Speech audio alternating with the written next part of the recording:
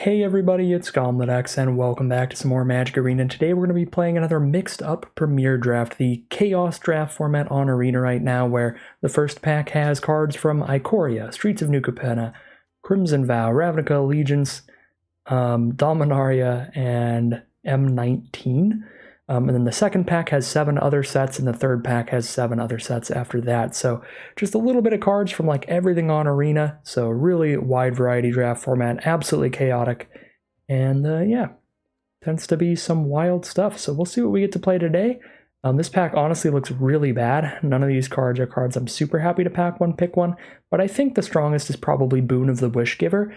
This is a pretty solid card because your worst case scenario, you can always spend 1 mana and just get rid of this to draw another card. So if you are mana screwed a bit early game and you're not going to make it to that 6 mana, then you always have a backup plan. If you can make it to 6 mana, drawing 4 cards puts you very far ahead in terms of card advantage. It's a pretty big way to turn the game around, so I like Boon of the Wishgiver here as our pack 1, pick 1. Pack 1, pick 2, we have some much stronger options than we had in our opening pack. We have Jukai Preserver as probably the best common, just a solid rate for the cost, a 4 mana 4/4, or you can put that counter elsewhere. But the uncommons is where it's really at here. We have Plague Mare that can be really good against aggressive decks, giving all creatures your opponents control -1/-1 when it enters the battlefield, potentially clearing out a bunch of 1/1s and 3/1s and such.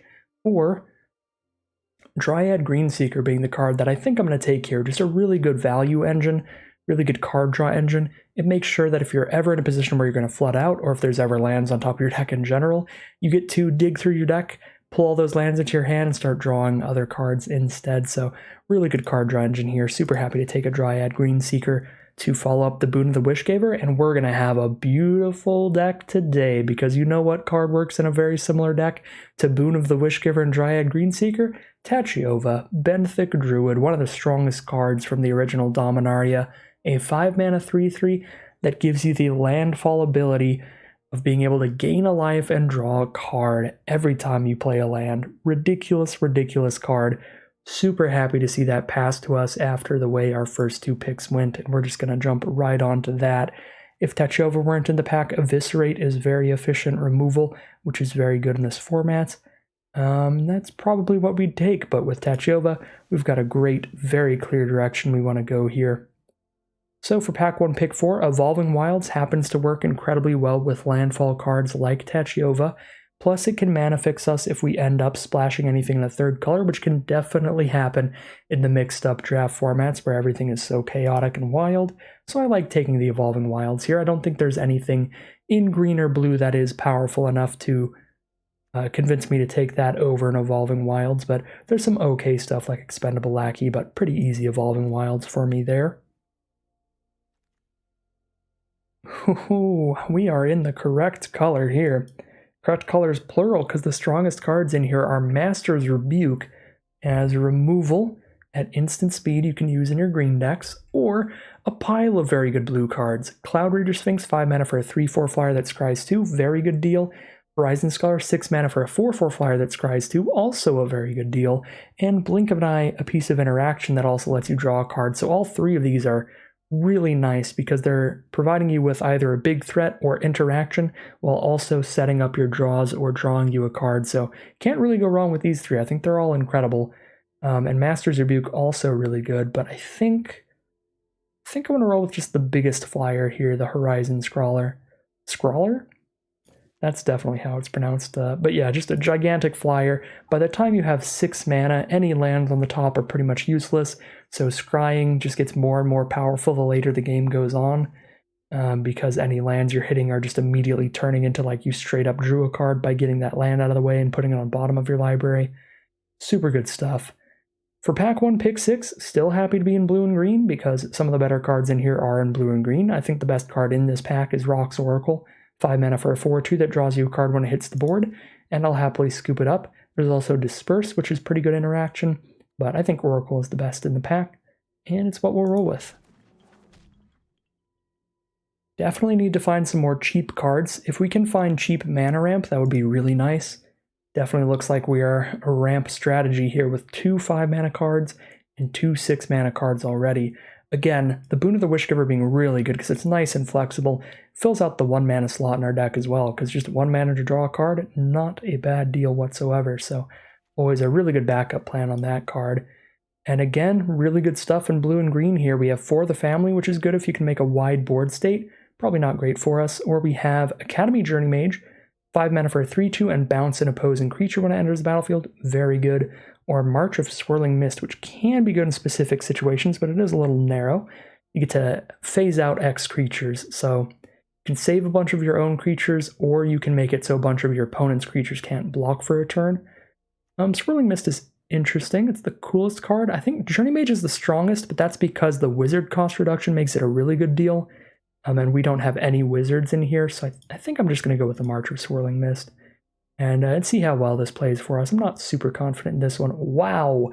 Pick 8 Llanowar Elves? Don't mind if I do. An incredible ramp card, a 1 mana 1/1 that taps for a green, just immediately putting you up a mana on turn 1. Super good card and perfect for our deck here. Very happy to see that very late Llanowar Elves. Okay, this is the pack that we opened up. It's passed all the way around back to us. There's a Ready to Rumble as removal in red, Random Combat Trick in green. Adventurous Impulse is fine. You can play this over a land. 16 lands and an Impulse is basically still a 17 land deck, but with a little more flexibility on what lands you want to choose from, so I think I'll go Impulse here. Wanderlight Spirit would be okay as well, but I'm pretty sure my early creatures in this deck, I just want them to be really good blockers, and Wanderlight Spirit is not a very good blocker. Looks like with the amount of late game plays that we already have, and potentially more that we'll grab later, we want all of our cheap cards to just be really good at blocking and helping us get to our later game plays. Just take the only on-color card out of that pack. I don't think there was anything in that pack that was worth splashing out of black, but Axebane Beast isn't very good, so if any of those were cards that you consider decent, maybe we should have just taken one of those. Swirling Torrent is like okay, right? Yeah, it's really slow. It's sorcery speed 2. Put a creature on top of its owner's library and 1 into the owner's hand. It does really slow down your opponent, but not in love with it. I'll just take a Tranquil Cove in case we open a good white rare that we want to splash in. Definitely not going to play a Root Snare. Probably not playing a Startling Development, but 1 mana to draw a card is not horrible. I think that makes it basically a better version of the Serpentine Ambush, even though it makes the Serpent slightly smaller. This one can cycle when it's not a useful spell to have. Dismal Backwater in case we want to splash some black, because I'm not going to be running any kind of mill nonsense here. So we've got some nice duels for potential splashing here. Very good mana base so far. 5 mana 4/4, whatever, sure. We'll play it for now. And there you go, 3 mana 2/2 flyer, not horrible. We can run it for now. Ooh, really good stuff here. So we have Eutropia, which is very powerful if you can play a lot of enchantments. It's going to be a little difficult to do. We have 0 enchantments so far, but this is the pack that has Theros Beyond Death in it, so if we're going to get some enchantments, this would be the pack that we would. Maybe we try to wheel that. We have Overgrowth Elemental. Good if you can get a lot of elementals.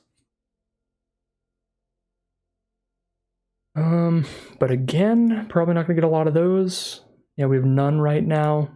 Wow, the Dryad is not an elemental, it's just a Dryad. Okay. Then there's Lazav, which is really fun, but would be a black splash. You surveil one, then you can have Lazav become the copy of something in your grave for X mana, where X is that card's cost. Not super confident in that. I think I just take Eutropia and hope for a bunch of enchantments. Maybe I'm supposed to try to wheel Eutropia, but I don't know. She seems like the highest potential upside. If we can pick up some enchantments this pack, she can be phenomenal. These blue cards are not very good, are they? Minister of Inquiries was really good in Kaladesh. It was absurd, because it is not hard to keep getting energy. But this is not Kaladesh. This is 1/7 of pack 2 is Kaladesh here, so we're not going to get enough energy to pop off with this card and mill our opponent out, so probably not worth it. Shortcut Seeker also really slow. Fog is not great, so I'm just going to take another Evolving Wilds here. Again, no great splashes off black, no great splashes off white. Adult Gold Dragon is a pretty ridiculous card. That would be an incredible splash, but it'd also be a really difficult splash because we need red and white. We need 2 different off colors of mana, so I don't think it's happening. Take another Evolving Wilds.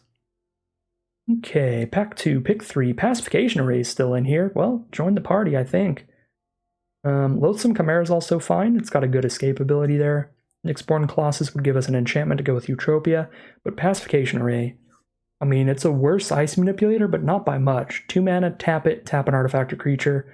Very, very nice. Keep your opponent's biggest threat on lock every turn. Super good card. Vastwood Surge also pretty cool for our deck because we're a little rampy, a little landfally, but Pacification Array is just a very, very good card. Okay. Ooh, Leafkin Druid for more ramp. Muse Drake's also quite good. 4 mana for 1/3 flyer. Draw a card when it hits the board, as you can see by taking that Rocks Oracle. I love creatures that draw a card when they hit the board. So yeah, Leafkin Druid, Muse Drake, maybe opt. Veil of Summer is not. It is an incredibly powerful card, but just in very specific matchups. It's not a main deck card. I think I'm going to go with the Leafkin Druid. Hope to get some more big stuff to ramp into, because then we've got some really good ramp going on. We have Llanowar Elves and Leafkin Druid starting it off. Seems pretty tempting to me. Green-blue ramp is always fun. Always do some very cool things. Now got a Devkarn Dissident, which is fine. 2 mana 2/2 with a good mana sync ability later. Make sure it's still big throughout the game. It's that or a random draw spell, a random counter spell. And that is about it. Or 4 mana 3/3 because there's not going to be any extra mass. Take a Dissident. Okay. Thirst for Meaning is pretty good card draw. Although we're not going to have a lot of enchantments, so it is draw 3, discard 2, but that's still solid. Another big game ender, the Vigor Spore Worm, a 6/4. Can't be blocked by more than one creature. And when it enters the battlefield, something gets +X/+X in Vigilance, where X is the number of creatures in your grave. Really big game ender, or Arbor Mage. All creatures able to block target creature this turn do so. You can set up a pretty bad block for your opponent. That's interesting. It's one of these. One of these. These are both pretty cool. I'll go for the Arbor Mage. It's a pretty fun kicker. And just big, dorky, game-ending creatures should be sort of everywhere.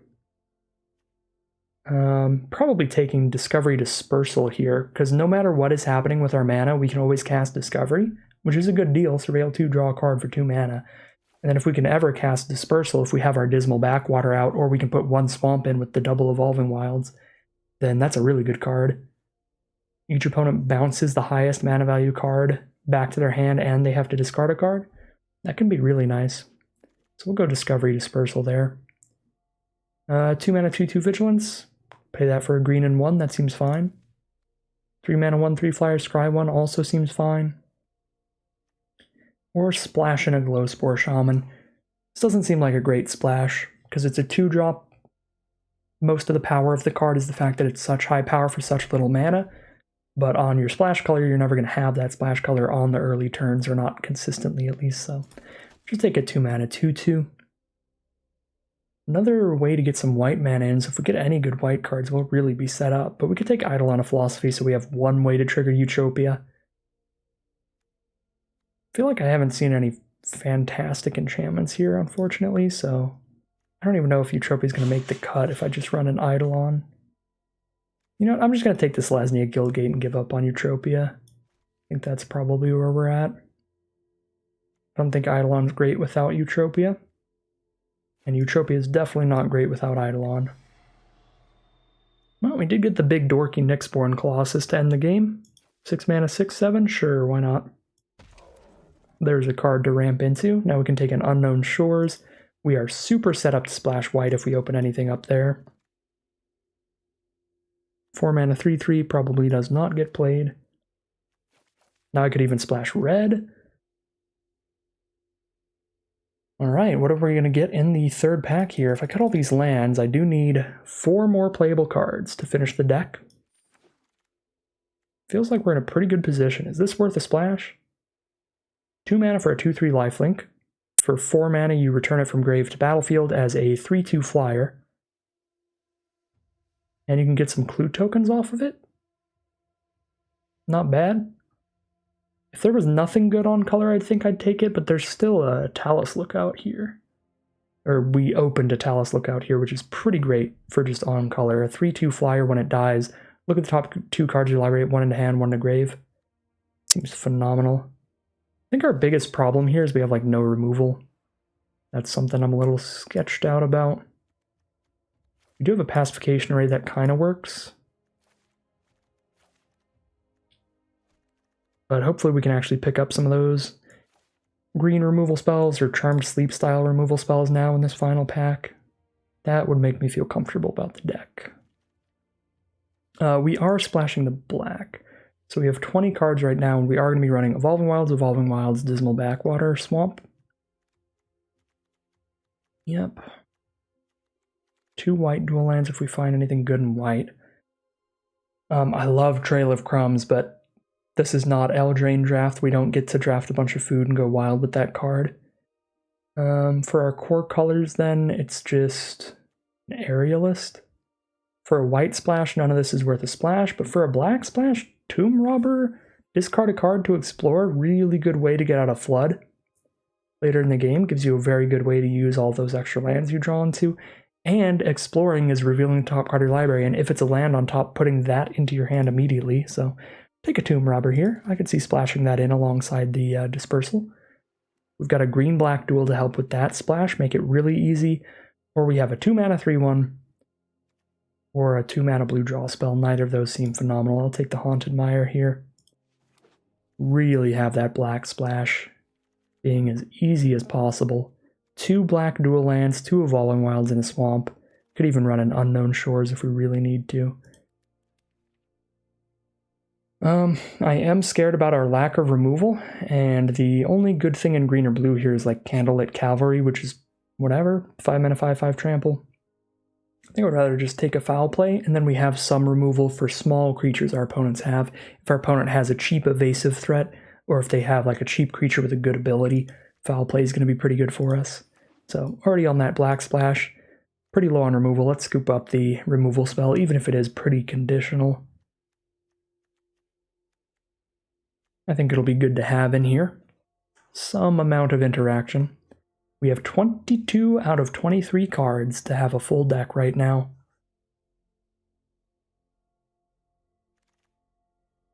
All right. We have an Izzet Guildmage. We have all 5 colors of lands for this Path to the World tree. If I play all my duels, I'm probably just supposed to take Disdainful Stroke because this works as interaction, sort of as removal against the opponent's really big threat, but I love Path to the World Tree. It's just such a fun card. I'm going to try to get the 5 colors. If you can pop off with this with 5 colors, this thing just goes wild. Gain 2 life, draw 2 cards, opponent loses 2 life, you deal 2 to one of their creatures, and you get a 2/2. Path to the World Tree is awesome. I'm scooping that up, and I'm playing all of the dual lands we've taken, crossing my fingers and hoping for the best. So we have Festive, Funeral, and Black, which is really inconsistent removal that doesn't feel worth it. Bunch of nonsense in blue that's fine. Pestilent Haze would be great, but it's double black, which is a really difficult splash. So I think I can just take a Scattered Groves and up the amount of dual lands we have in here, make the Path to the World tree a little easier to trigger. More dual lands, let's go. Anything great for blue-green here? 3/2s, whatever. Rona's pretty whatever, and it's double black on that splash, which is difficult.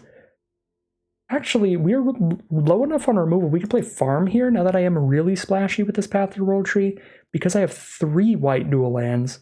So I run a single plains with the double Evolving Wilds, and I've got a ton of white sources for the farm. So we're actually taking farm there, get more removal in the deck. Snow-covered forest. I love that that's in the pack because Call Time exists. That's so funny. A bunch of papers just fell down. I'll have to pick that up. This pack looks like garbage. What is Verdant Mastery?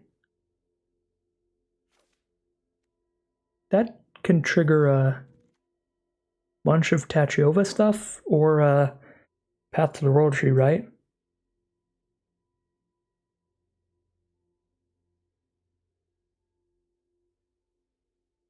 Yeah, it's a lot of mana, but could do the things. None of these creatures are worth it, so we're just taking a duel. Take red-green because it's on color. to green. Pack is nonsense, right? I guess we could play a Pestilent Wolf. We're not going to play a Gingerbread Cabin, though. Ooh, dual land that lets us scry. Don't mind if I do. More Path to the World Tree lands. Biblioplex Assistant. 4 mana for a 2/1 flyer, put an instant or sorcery from a graveyard on top of your library. I'd probably run that over an Axebane Beast so we can recur one of the very few removal spells we actually have in here. Now we'll just take a Grizzled Outrider, 5 mana, 5/5. Sure. Big enough to try to close out a game. Okay, we're not going to play Startling Development. Definitely not going to play Compelling Argument. Probably not playing Pestilent Haze either, though. I don't think I'm playing Verdant Mastery. So we get to cut 3 more cards now as we complete this deck, which is going to be a very multicolored pile of nonsense. It's going to be a fun one. It's going to be a very fun one. I'm into it, even if I owe 3. I've got the coolest deck at the table. So 4 cards to cut. Definitely like the impulse here now that we have so many different lands to choose from when we drop that thing. Path to the World Tree is definitely great. Yeah, maybe March the Swirling Mist is not phenomenal.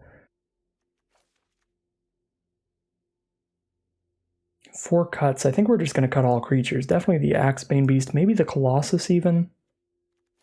Eutropia is getting cut. Although now we have Path to the World Tree. We have Path to the World Tree, Nyxborn Colossus.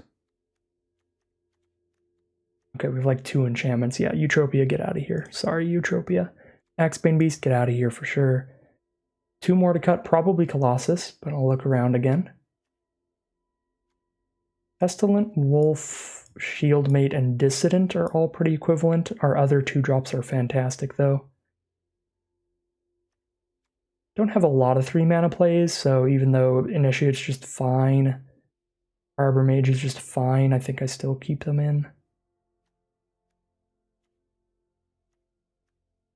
Guardians of Koilos doesn't really do anything. So Guardians, might still play Colossus. Triple green's kind of hard though in this like 5-color pile, but we have 1, 2, 3, 4. We have 7 green sources. Even if I only play 3 forests. Still might be difficult to get to triple green.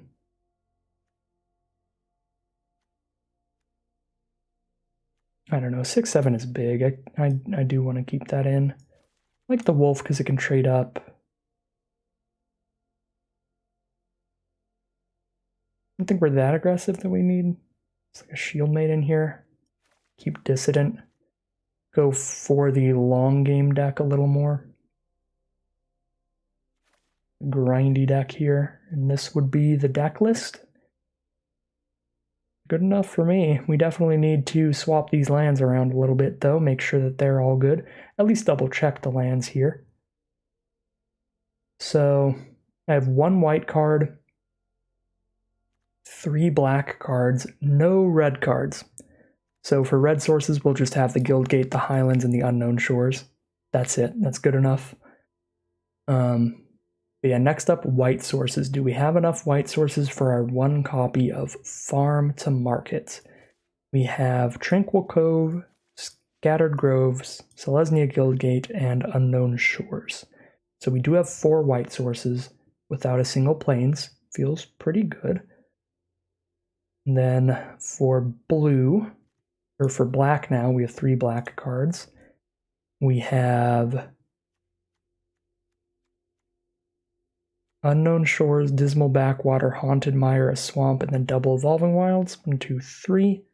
So 3 straight up black sources, and then 2 wilds and Unknown Shores that could get it. That feels good enough to me. Blue is the next most represented. At 8 blue cards, we have 1, 2, 3, 4, 5, 6 straight up blue sources, plus 2 Evolving Wilds, making it 8, plus Unknown Shores, making it 9. Super sweet to me. And then finally, green at number 1, we have 1, 2, 3, 4, 5, 6, 7 straight up sources, 2 Evolving Wilds making it 9, Unknown Shores making it 10. Feel like Arena did a good job on the mana here. I think that's how I want it to be. I could see cutting maybe like a single island for a mountain or not a mountain, but a plains here, just so we could get a plains off of Evolving Wilds or Path to the World Tree. Having 3 different ways to tutor out a basic land does make having one of every color pretty tempting, but it's a little difficult to do here mana-wise. When our deck is primarily just green-blue, we really want to keep the green and blue counts really high. Green does give us access to Path to the World Tree and Adventurous Impulse, which both dig for a basic. Path to the World Tree immediately grabs whatever, Adventurous grabs one out of the top 3. So green is like really, really important. So if we do cut a land for a different basic land type, it would be an island, I believe. I think that would be okay, because we do, again, have double wilds, Unknown Shores, and Path to the World Tree here. So I think I can cut an island for plains that way. Because Farm is such an important card when we need it, because it is a removal spell, that way we have more ways to know that we have our white mana when we've drawn our Farm. So if we have Farm in our opening hand and we don't have a white source, then I can be like, okay, I can Path or I can Evolving Wilds for that plains. So I'm going to cut that island for a plains, and then we will call it a deck there. Alright, here we have a look at the deck we're going to be playing with today. This is a pretty wild one. It's at the core a green-blue, somewhat rampy deck. We've got some nice early game ramp cards like Llanowar Elves, as well as Leafkin Druid. We've got great ways to keep drawing cards throughout the game with Dryad Greenseeker as a great card draw engine, Tachiova as a pretty absurd one. So the early game is just some dorks, some mana dorks, some card draw, and then just some random stuff mid-game. But as we get to the late game, we have a few just random beefy creatures to ramp into. Grizzled Outrider, Rock's Oracle, Nyxborn Colossus, and probably the best win con, the big Flying Horizon Scholar here. So that is the general game plan. Just trying to outvalue our opponent by drawing more cards than them off Tachiova and Greenseeker, and maybe just ramp into like a big beefy card a little bit early with that. We've got a little bit more going on that makes the deck a little wild in terms of the non-creature spells. First of all, we have just the straight up removal, like Farm to Market, Dispersal, Foul Play, Pacification Array. Not a ton of removal, not as much as I would have hoped for, but some decent removal there. And the really big, really weird thing we're doing with this deck, but hopefully the funnest thing that we're doing with this deck, is the Path to the World Tree. This is going to let us grab any basic from our deck when we play this and put it into our hand. And then if we have all 5 colors of mana and 7 mana total, we get to sack this card to usually win the game. It doesn't sound like it immediately wins you the game, but it's a huge value swing. You're going to gain 2 life and draw 2 cards. Your opponent's going to lose 2 life. You're going to do 2 damage to a creature, and you're going to get a 2/2 bear. So a lot of really good things there if you can pop off with that. And we've got a couple dual lands here in our green-blue deck to hit that splashed-in Path to the World Tree. So we'll see how it all works out as we head into the gameplay, but I think it'll be a pretty fun deck today. Alright, here we are in game 1 with our 5-color Simic value pile with no real win condition. Seems like a snap keep to me. We're doing pretty excellently on mana. We have green, blue, and red, and an Evolving Wilds. Yep, Pacification Array early game. Dryad Greenseeker set up some draw. Impulse can also pull out whatever land we need in our top 3, or a creature if we are a little flooded. So pretty excited about this hand here. I think I'm going to go for a tap land turn 1 and drop a Greenseeker turn 2. So I can just immediately get as much card draw going as possible. Opponent is going to start with an Armguard Familiar, which luckily a 1/3 body can hold that off.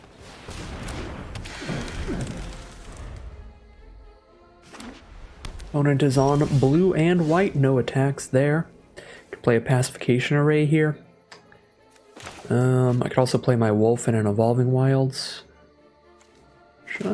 Kind of cool to do that here. I don't think I need the Pacification Array right now.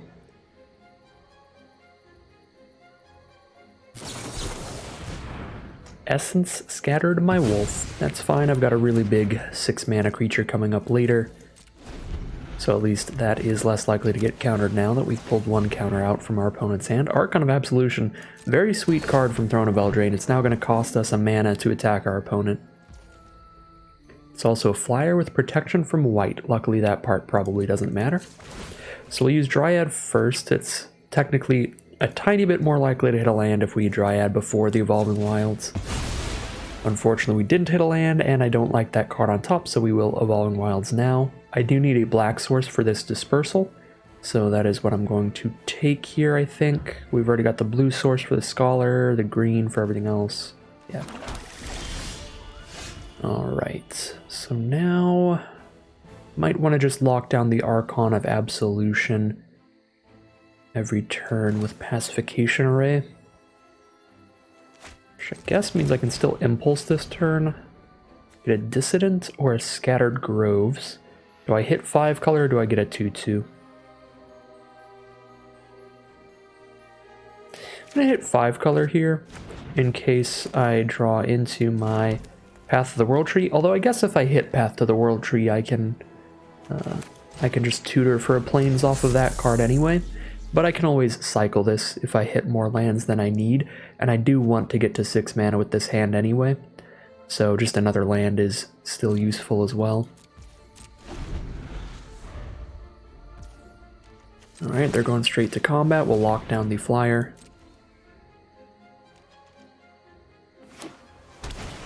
Turn the audio up a little bit here.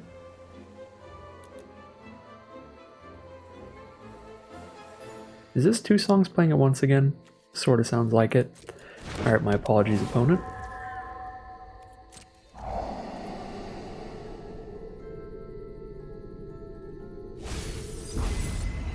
Okay, they pass turn. Land where else? That is not a land. I am going to need to play this Scattered Groves as a land then, instead of cycling it. We're trying to get to 6 mana, as I said. Llanowar Elves does get us to that 6 mana. I'm going to take 3 damage this turn. Would I rather play an Initiate to block Archon? Or just Pacification Array? It's probably better to play the Initiate. If they attack with Archon, I'll block it, unless they move the Armguard Familiar onto the Archon of Absolution, which would soak up the majority of their mana, so it would basically take their whole turn to do that.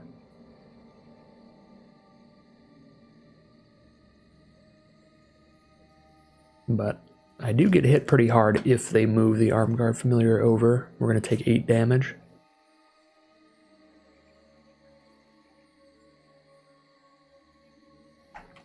The Familiar's 4 mana to reconfigure it. Give something +2/+1. Looks like they're not going to do that, so they either have a trick or they're okay with the trade. I'm going to hope they're okay with the trade, but I think a trick would be fine for us as well. The Initiate's not that important. We've got a much bigger flyer coming soon, and looks like they were just taking the trade there, so I'm pretty happy with that. Get the Archon of Absolution out of here. And this is just straight blue-white flyers. Very classic stuff here. Alright. We've drawn 0 cards from our Dryad Greenseeker, the saddest Greenseeker today. Well, we play a 4/4 flyer. It's bigger than all of the rest. They're going to have to move Armguard Familiar onto the Watcher in the Mist and hit us with just a single creature.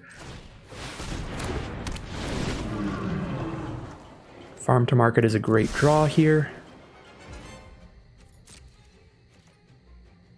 Oh, I should have put the land on top. I just realized. That was my opportunity to guarantee that the Dryad's Greenseeker gets me some amount of value. If I put the land on top above Farm to Market, I know I get to tap Greenseeker and actually just draw that land instead of putting it on bottom. Oh no, that is a bomb. Opponent's going to get a 3/3 down and draw 3 cards, and now every time they cast a blue spell, they get to tap a permanent. Pretty bad for us. All right.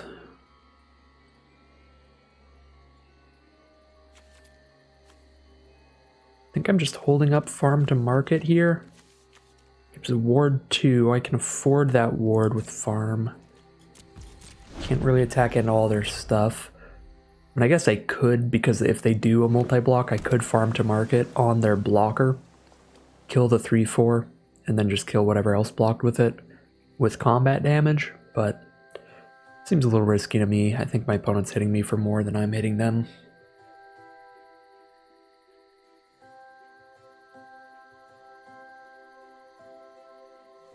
So one pretty loose line today. We could have had this forest in our hand for sure. That would actually be pretty useful for us. We want to get to a pretty high mana cost right now. Or a pretty high amount of mana so I can afford to play like a 5 mana card and still hold up a pacification array. Stuff like that. Aven Wind Guide's really bad for us. It's another flyer, so another evasive threat, and this one can come back from the grave. Opponent just a very dedicated blue-white flyers deck here. Gonna be a rough matchup. We've only got 1 or 2 flyers. Suit up the Gadwick, okay. I am down for that jam. Okay, just suit up the Gadwick for the ward, I guess, and they don't attack in at all. Yeah, I'm gonna farm the Watcher in the Mist then.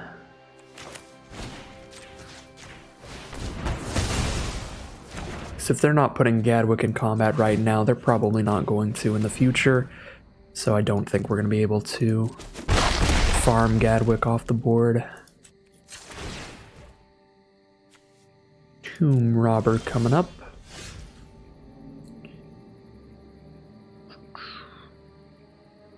So they're hitting us for 4 in the sky a turn. We hit them for 4 in the sky a turn. Dispersal makes them return their Aven Wind Guide to hand and discard a card. And then we're getting hit for 2 a turn. Although I'd have to chump block Gadwick for that to be the case.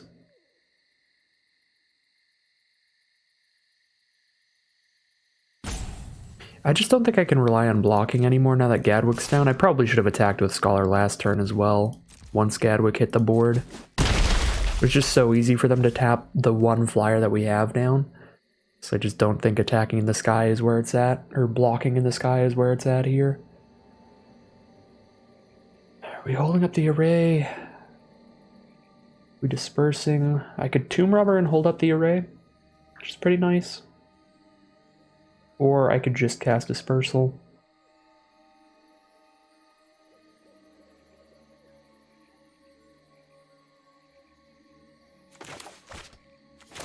I'm gonna Tomb Robber and hold up Array here.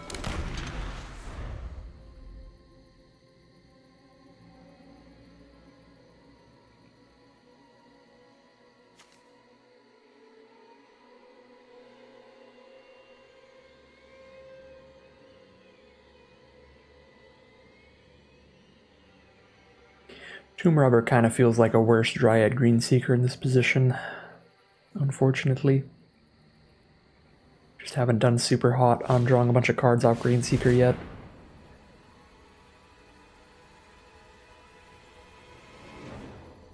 You cannot tap my land.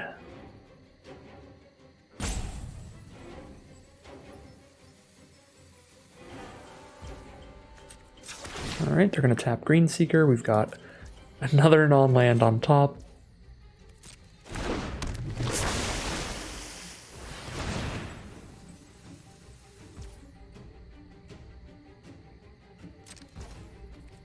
They have a Merfolk Falconer as well. An Air Elemental, classic 5 mana 4/4 flyer. This is brutal.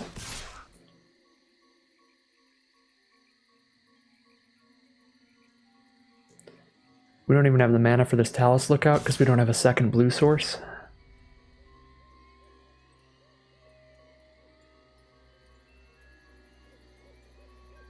I forgot to use my pacification array. I clicked one too many times. Not that it would really help at this point. We just tap down an Aven Wind Guide. Stop 2 more damage here. Yeah, this game looks pretty over. Greenseeker has done stone cold nothing for us. Partially self-imposed. I could have set up a land on top, but yeah, we're just dying to all these flyers. Brutal game yet again in the mixed up Premier drafts. Alright, here we are in game 2. Another Pacification Ray in the opener. Excellent mana. Rock's Oracle on 5. Arbor Mage is pretty filler. But a 2-3 is not a horrible sized body for a blocker.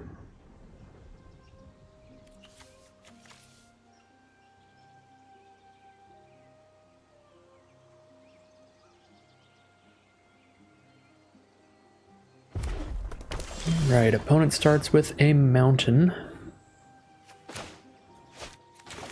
I'm going to turn one my Pacification Array, that way if I need to tap something down immediately, if they play a particularly aggressive 2-drop creature, I can play the plains and start doing that. That is a particularly aggressive 2-drop creature for a slow hand like mine, so I am going to play the untapped land again and start tapping down the Underworld Ragehound here. It's a 3-1, has to attack each turn if able, and it can come back from their graveyard if they exile 3 other cards in the grave. And when it does come back from the grave, it comes back as a 4-2.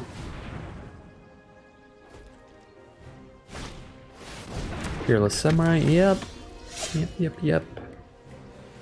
Mixed up Premier Draft, it's the format of aggro for sure. Nothing castable here. So we are just holding a Pacification Array again to stop another 3 damage. If I tap down the Ragehound though, their next spell costs 1 less to cast. So maybe I tap down the Samurai and take 1 extra damage.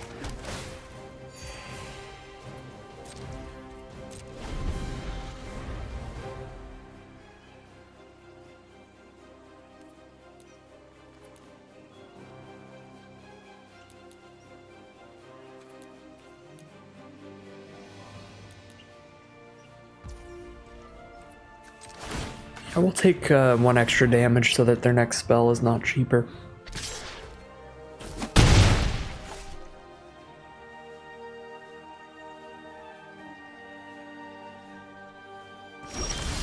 Alright, and they just passed turn, so that looks like it worked out pretty well for us.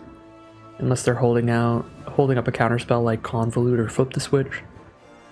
That being said, we're not going to cast anything great here anyway. Honestly, we might just still cast, or still use Pacification Array this turn. If I just play a Taunting Arbor Mage, a 2-3 blocker, it's gonna block Ragehound and that's it. And that's just a trade, which isn't great.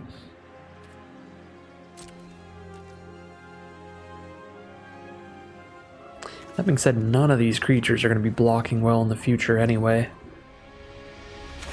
Yeah, I mean, I guess they are...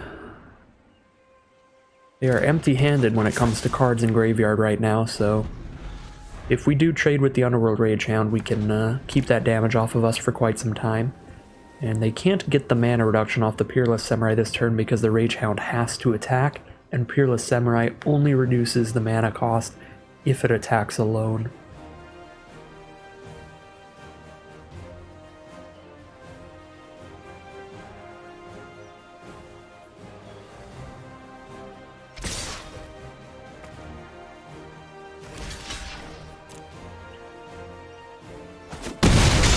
Alright, so we trade for the Ragehound and take 2.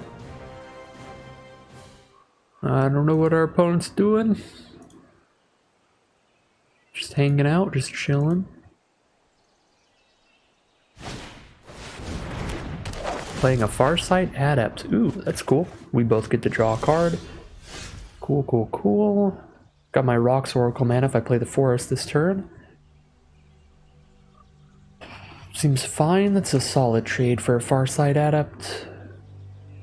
4-2 for a 3-3. Yeah, seems fair to me, especially since I draw a card by casting this.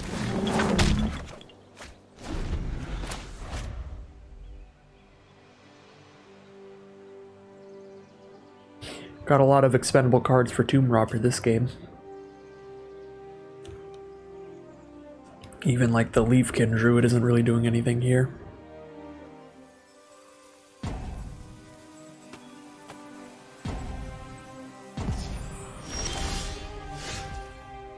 Alright, seems like our opponent might have disconnected here. So I'm just going to drop a Talus Lookout now and just keep dropping creatures that are good trades on board. Opponent is back, I think. Evolving Wilds here. I kind of like holding on to Evolving Wilds because I do have a Tachiova in this deck, so we'll just keep playing more Guild Gates as our lands. And then pass the turn.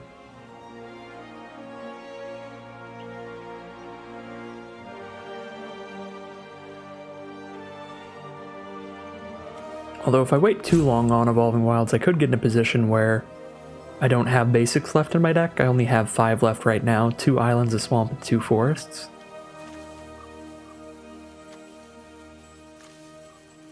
But we can hope that doesn't happen. Alright, our opponent just scoops them up here. They probably got busy with something out of game that didn't seem like anything to do with the current gameplay going on. It also wasn't a full DC, they scooped while the rope was there, so... yeah, probably got busy with some life stuff. It happens. I guess we'll get a free win here, so at least definitely not an 0-3 run. We are going to be 1-1 heading into Game 3. Alright, Game 3, the mana base continues to impress. Snapkeep, Evolving Wilds for Swamp, and we've got Foul Play at the ready. We even have the double blue for the Talus Lookout, the green mana for the Arbor Mage. We've got everything but red, and there are no red cards in this deck.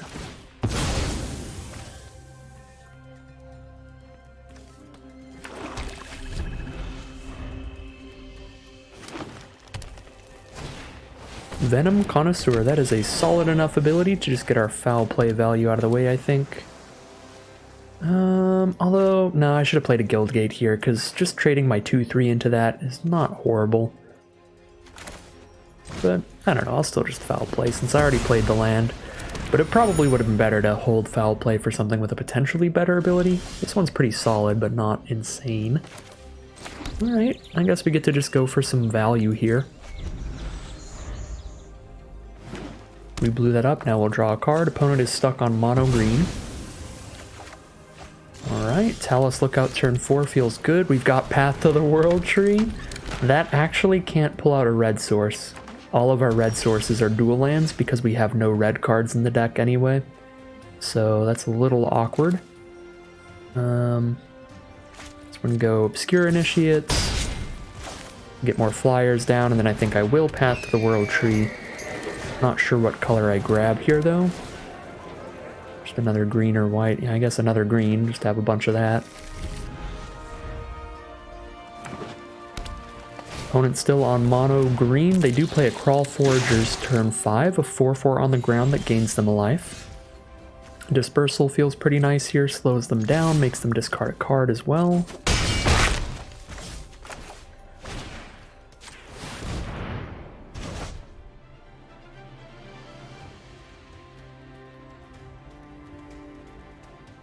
And I could Biblioplex Assistant to put Dispersal back on top of my library, which is kind of cool.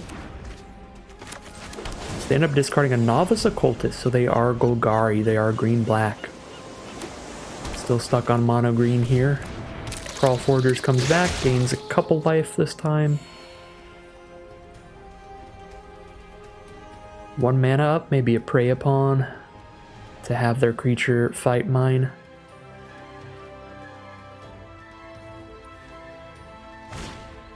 That is the play.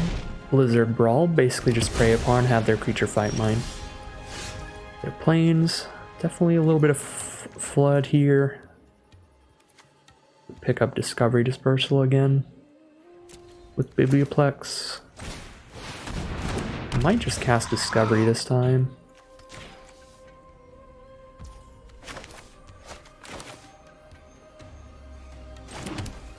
I don't think Arbor Mage's ability is going to do too much for us, so I'm just going to be mana efficient and get it on the board right now. Eccentric Farmer. Okay, no blockers in the sky. We'll just keep hitting them with the flyers here. They did hit the swamp now, though, off the Eccentric Farmer, so if they have removal, they're going to blow up a flyer. Mind Rot, there goes my lands. Oh no.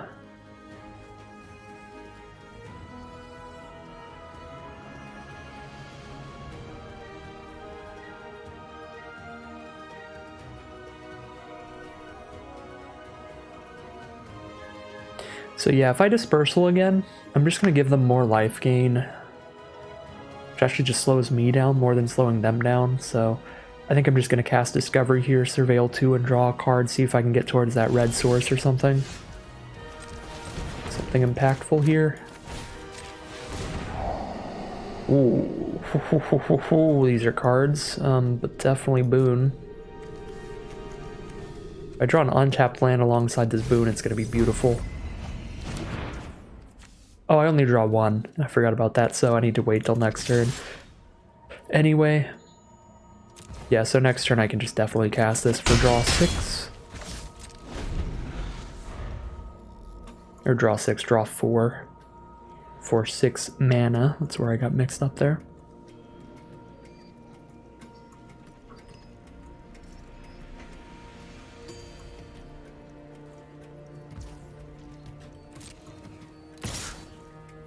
Alright, take some damage from the Crawl Foragers. We're gonna go down to 17.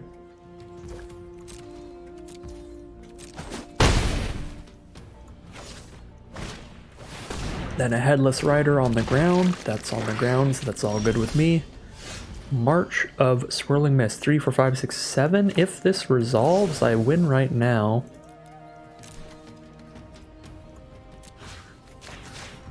So we'll just try to do this instead. So we attack for lethal. And we do hit for lethal. 7 damage there. Against the 7 life opponent, we're going to be 2 and 1 heading into game 4. Alright, here we are in game 4. Another incredible hand, Mana-wise. Snap Keep. Opponent has the Magic 30 avatar. The cute little, is that, onigiri? Or whatever, the little rice cake. That is super adorable. That's from the Magic 30 Secret Lair artworks. So I guess you get that if you went to Magic 30 or if you got the digital Magic 30 bundle. One of those kind of things. Yep, so we just play a tap land. Super cute avatar though. I'm just gonna keep looking at this avatar all game. Just full distraction mode here. Let's get our Mana Dork out immediately if we can. Our opponent has Essence Scatter, obviously that won't happen. Censor, basically the same thing here.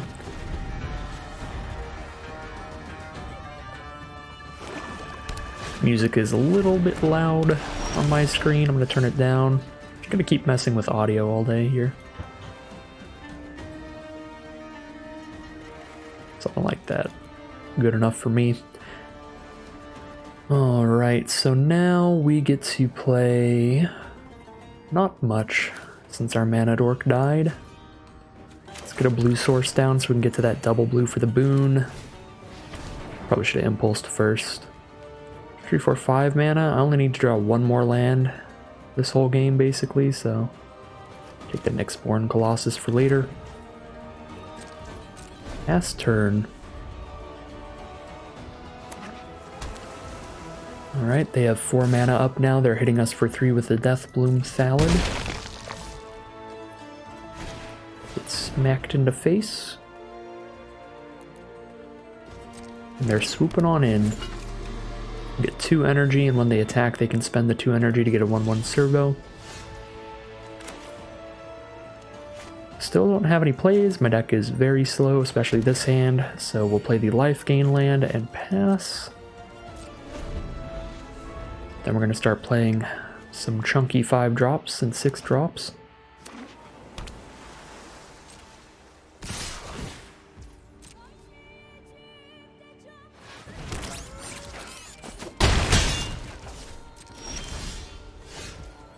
Okay.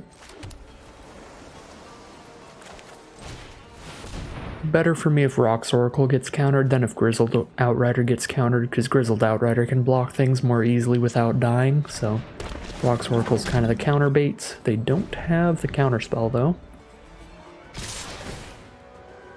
So I will trade with the Thallid. They get another 1/1 here.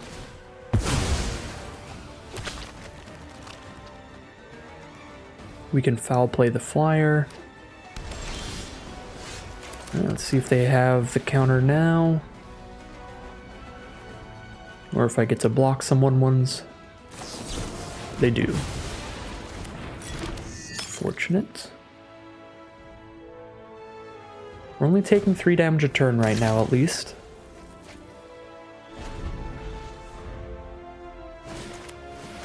Plague White. Whenever it becomes blocky, each creature blocking it's -1/-1, so Llanowar Elves just can't block that. It's not ideal. It feels like they have a counterspell again.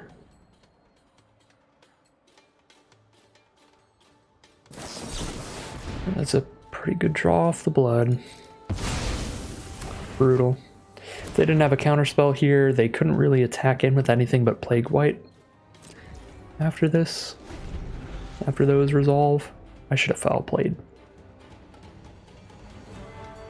I was, for some reason, thinking of holding up March of Swirling Mist, but this isn't gonna do much. Yikes, that's a Mega Bomb. Every time you play a swamp, you get to draw a card or deal 2 to any target and gain 2 life, so it's just infinite removal spells and card draw on a stick.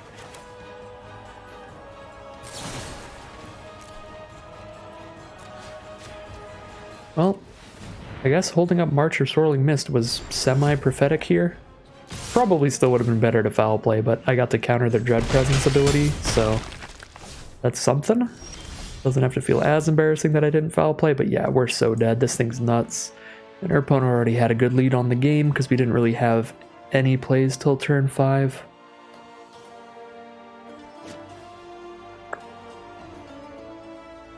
Oh. Pretty sure everything should be resolving at this point at least, unless our opponent is tremendously lucky.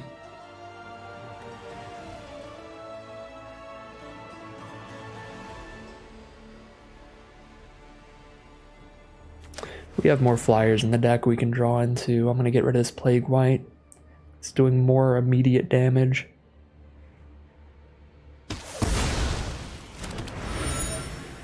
Alright, if our opponent plays the swamp, we're dead.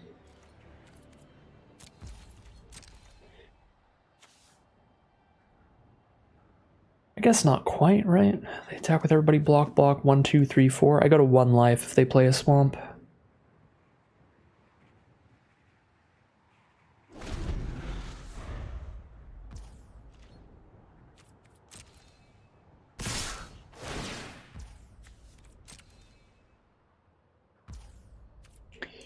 This looks like I'm dead.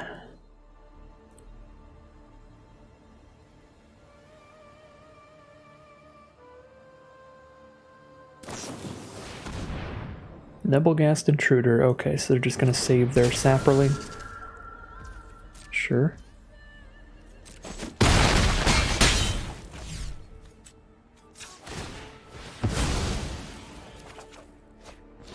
Tranquil Cove and another land.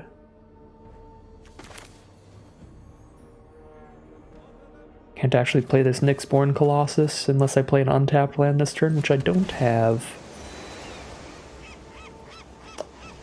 Yeah, we're dead now. We're taking 3 in the sky. I could have cycled the Boon of the Wishgiver, I guess, but nothing's getting out of that one at that point. 2 and 2. Really, really good control deck for my opponent. More like a tempo deck. They got several early threats down on us, and they just countered every spell that we tried to play that mattered a lot. Which was not fun for us. Alright, here we are on the play with our Simic value engine with no real win condition, and this time it's just a straight Simic draw. I'll take it. These are the important colors, let's go for it.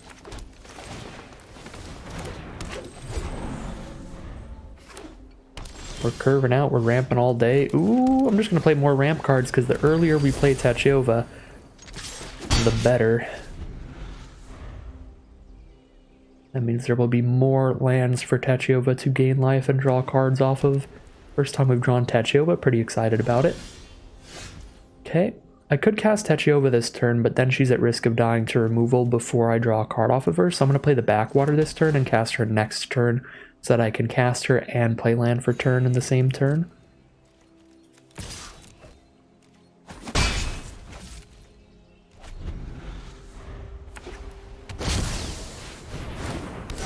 Alright, big flyer. That's it. 3 mana, 3/3 flyer. That's the whole thing. The whole thing. The full text. Alright, Techova pops off at least once here before she dies.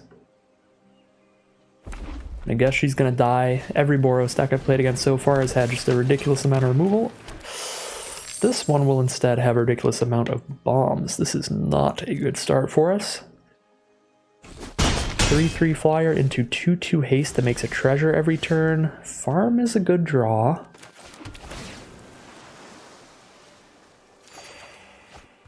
Okay. Play a Rocks Oracle and trade with Captain Lannery with that. Or I could just play a 2/2 and a 2/3 on the ground. And those would also just trade into Captain Lannery. Yeah, I don't actually have the white source for farm, so we are going to have to just trade creatures into their attackers here, so... Could actually play Dissidents. Or Arbor Mage and Rocks Oracle. 1, 2, 3, 4, 5. Yes, I can do that. Thanks to Leafkin Druid.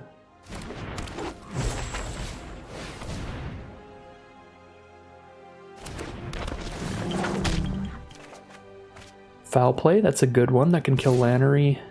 No, they can respond by sacking a treasure if they have one up. Alright, I mean, this feels good. Like, our ramp has made us do some pretty ridiculous things, especially with Techova's card draw alongside it. We are establishing quite a bit of defenses. They are going to Borrowed Time Techova. She's already put in some good work for us, though. 3 for 1. We got rid of their Borrowed Time and we drew 2 cards off of her. Yep, and now Lannery just can't attack in anymore. Or she will trade for a 2/3 on the ground, which doesn't look like what our opponent wants to do.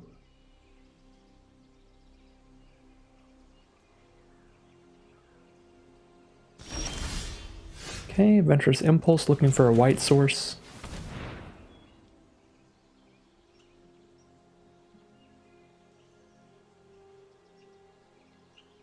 There's the white source. Sorry, Biblioplex Assistant.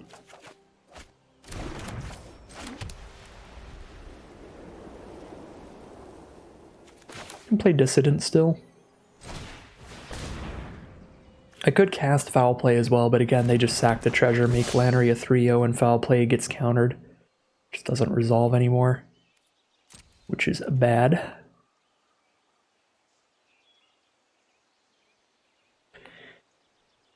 Now I have a Dissident that's threatening to block Captain Lannery. So I can send these in.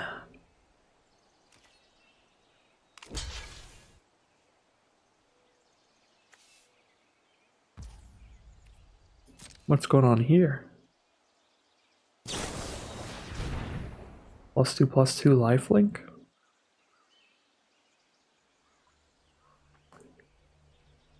How much do I think I can outrace their flyer? I mean, I've got a much bigger board state right now. This is a little bold, but I think I can outrace their flyer if they don't get any life gain here.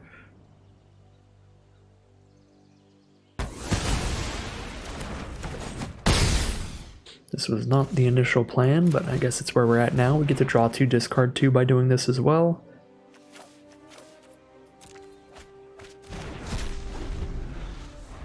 Now we are in speed mode. The Foul Play and a Dispersal in hand for interaction. Heron of Hope. Can Dispersal that. Plundering Barbarian. Doesn't do anything, right? Just makes a treasure. Yeah. Oh, I can also just Foul Play the Heron. So might as well do that.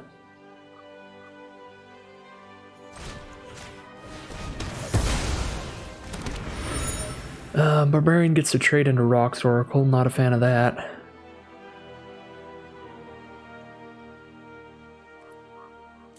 But it's not horrible. Probably still just do it.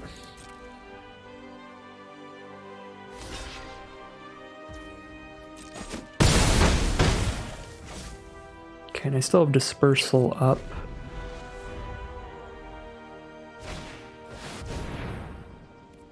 Okay.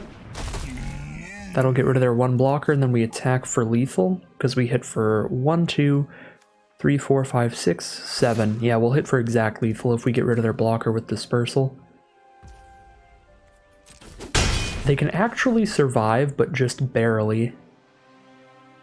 By killing our Llanowar Elves in response to us casting Dispersal. No, we don't have the black source for Dispersal right now, so we have to do it in our turn. So I guess we don't actually kill them then. Because they didn't have the black mana up there.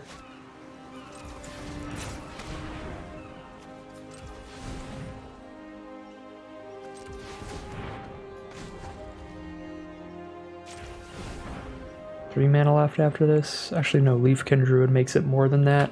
We need to hold Unknown Shores up so I can play Tomb Robber, I guess. Yeah, I guess I should have played Tomb Robber last turn. I didn't realize I didn't have Dispersal up. They didn't have the black source. Alright, here's the Dispersal. Threatening 5 damage on board, but they can kill Llanowar Elves in response. If they do, they have to return Marshal to their hand, though, so that just plays pretty bad for them, pretty poorly for them. Okay. 1, 2, 3, 4, 5. I guess I could actually just play Grizzled Outrider instead.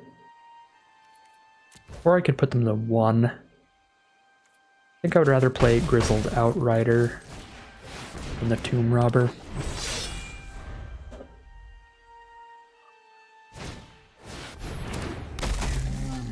Alright, Hurler Cyclops is back. That blocks here.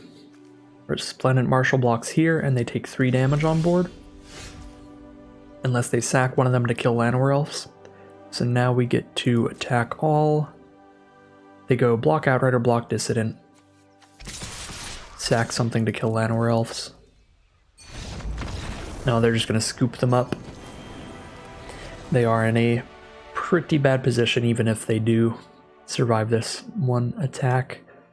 It will involve losing their whole board state, so we are going to be 3-2 now for the Simic Value Pile. Best record so far in Mixed Up Premier Draft. Hopefully we can keep it going, get as close to a 7-win run as possible, but if not, there is always tomorrow. We're going to be doing one more of these Mixed Up Premier Drafts after this. Here we are now in Game 6. This is probably the most awkward keep so far. All of our others have had like excellent mana. This one's more sketchy. We're going to need this Adventurous Impulse to put in some work for us, but I'm still going to keep it. And we're going to hope for the best from this Adventurous Impulse. Opponent is on green-white so far. We do draw into a Rugged Highlands, which is nice. Prefer to get an untapped green source, but it looks like we cannot do that. So we have red, green, blue. Do need a second blue source for Talus Lookout, so Tranquil Cove actually does look kind of appealing to me as a 2-colored land instead of a 1-color of our choice that Evolving Wilds is. Yeah, we already have Unknown Shores for hitting the off-colors like Foul Play. I'm going to take the Tranquil Cove here, I think.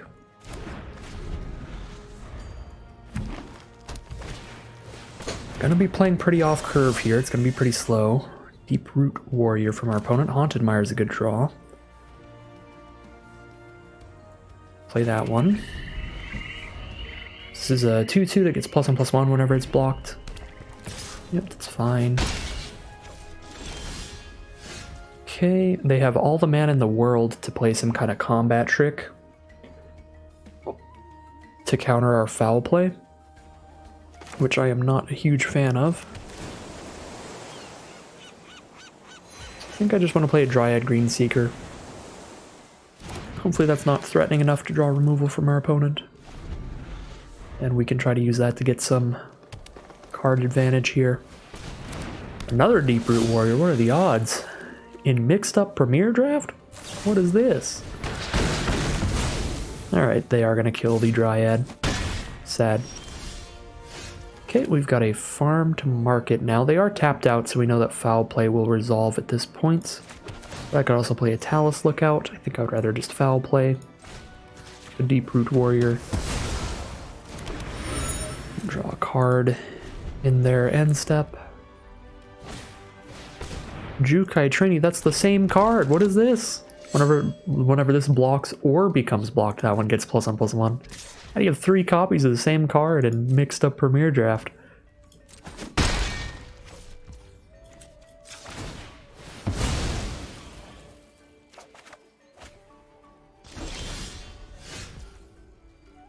Super tempted to slam down Techova, but I need to be playing creatures that can actively trade well right now.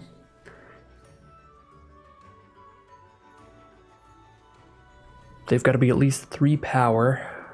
So Rock's Oracle and Talus Lookout feel like the best options. I'm going to go Rock's Oracle here.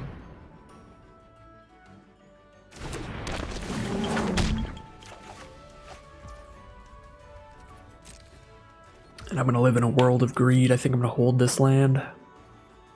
Actually, if I play a land here, the next turn I could go Talus Lookout, land, and hold up farm still. Sorry, Techova, we're going to lose some value. I should still be playing lands. Because if I hit 7 mana, that's a good number with Talus Lookout. Meteorite! You ever gotten your 5-drop blown up by a meteorite? It's not a good feeling. It's not a good feeling. Oh, it auto-tapped my... Oh, wait, no, it didn't auto-tap the white source. That was my only second blue source. I'm a fool. This whole time I couldn't actually hold up farm alongside Talus Lookout. Well, still the best play we can make here, because I can't really afford to play a Techova and not trade Techova off right now, so... I am going to hold this swamp now, though. Now that I know I can't actually cast this farm and Talus Lookout in the same turn.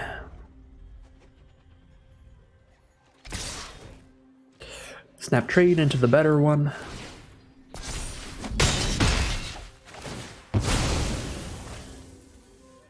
Evolving Wilds first. I'll take Evolving Wilds. That's 2 card draws off Techova. Colossal Sky Turtle. Yikes. Ward 2? I need 5 mana up to kill that. 1, 2, 3, 4, 5. I could have 2 mana up otherwise. Because I'm just gonna have to discard a card my end step anyway, so might as well drop a land here. Just gonna have to farm Sky Turtle.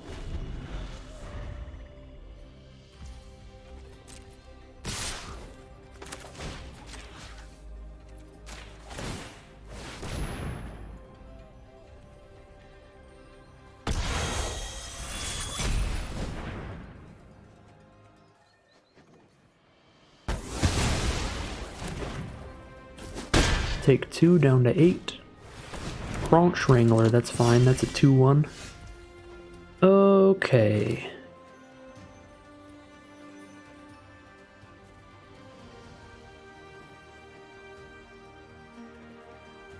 Now I take a trip to Value Town.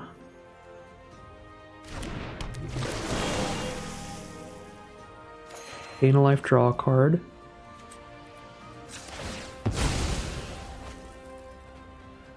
Gain a life, draw a card. No 2-drops. Pass. So take 2 damage here, unless they play a creature with power 4 or greater, then I take more. Alright, they're just scooping them up. Opponent saw the game turning very early there. But yeah, this is a position where now, I guess they didn't draw a 4-power creature, so they hit us for 2, because I can't block with Techova, then I'm down to 8. But opponent knows apparently their hand is just useless, and they know that I have 7 cards and a Techova on board that they can't deal with. So, yeah, opponent definitely sees the writing on the wall there. And I do think if their hand was bad, which we have to assume since they scooped, we could definitely turn this game around really quickly from that point on.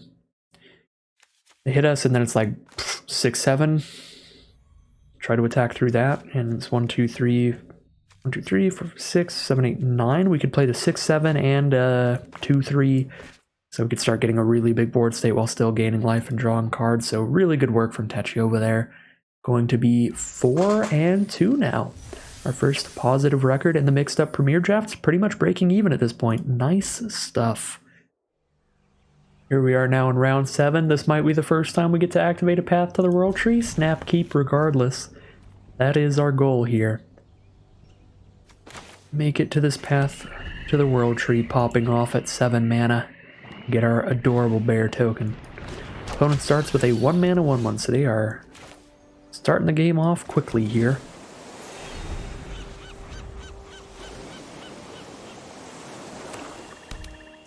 They're on green-black, some Golgari good stuff over there. Take 1 from the 1/1 Death Toucher, and now a 2/1 for 2. Yeah, they are curving out a bit here. We do have a Pacification Array coming up. Kinda sweet. I think I just want to play a Pestilent Wolf here and trade off into their early creatures. Try to survive the late game, because Path to the World Tree is such a huge way to flip the game in your favor late in the game. So we're just going all in on that. We do trade into the Socialite and take 1. They're going to play a Jungle Hollow and pass the turn. This gives us even more time now. Setup is awesome. A Pacification Array here. I'm only locking down a 1/1. I think I'd rather play an Obscura Initiate. If they don't play another creature that's good at racing, I can just start lifelinking every turn. Just stay very high on life. Alright, we draw removal out of their hand, that's fine too. Trade our Obscura Initiate into the Ram Through. And a Blade Juggler, that's not okay. That's an incredibly good deal. 3 mana for a 3/2 draw card. Just a better Phyrexian Rager, which is nuts. We don't have a land drop this turn, so we're definitely playing Path to the World Tree. I can't get a red source off of this, unfortunately. I'll need to draw into that. But I already have 3 green sources, 1 blue. Let's grab a second blue for our Talus Lookout, if we ever draw that.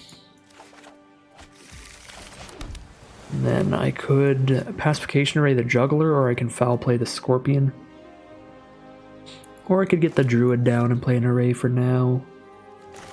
Or I could just hold up Farm to Market, but I don't think I want to blow up a 3-power creature. Let's just get the array down. Start locking down the Juggler. Once they play a bigger creature, we'll get ready to farm that. Almost missed my opportunity on Pacification Array again. So instinctually just skipping through every phase. 2/3 flyer. They gain 2 life, that's fine. We can foul play that. And we shall. This is our red source for Path to the World Tree, but now we need to hit 8 mana instead of 7. So we're 2 lands away still. Leafkin Druid makes us closer, but not quite there. I do have the mana to foul play and Leafkin Druid and Pacification Array though. So if I hit 1 land, if I hit an untapped land next turn, I am ready to Path to the World Tree, which is going to be really good here because we get to do 2 damage to their 3/2. Feels excellent. Feels excellent. Alright, we'll take 1 down to 16. We do hit a land. It is path time.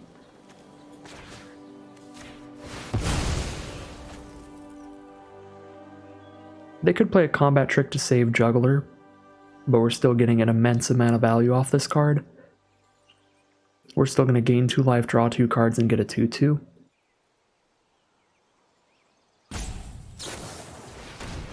Alright. Oh, that's worse than a combat trick, because that brings it back to the battlefield. That is definitely worse for us. That's actually pretty good value for our opponent. But we popped off with Path to the World Tree one time, which is sweet. They flunked our bear. That's so rude. What did that bear ever do to fail math class? Are you kidding? You have to give the bear just a passing record no matter what.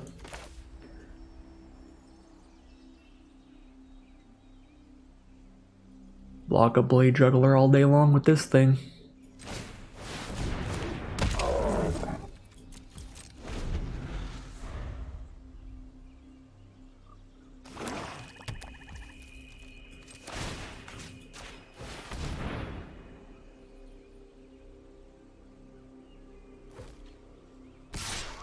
Yep, we're taking 1 a turn from the Death Toucher now.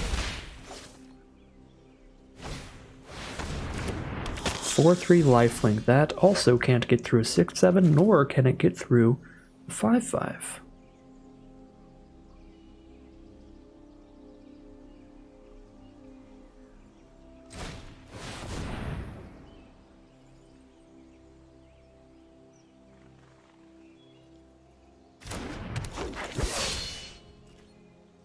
Pretty close to where we can start attacking, but I don't think we're there yet.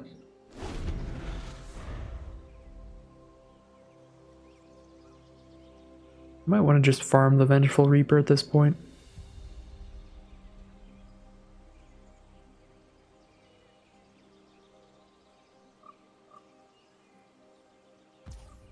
Still have the pacification ray to deal with other threats.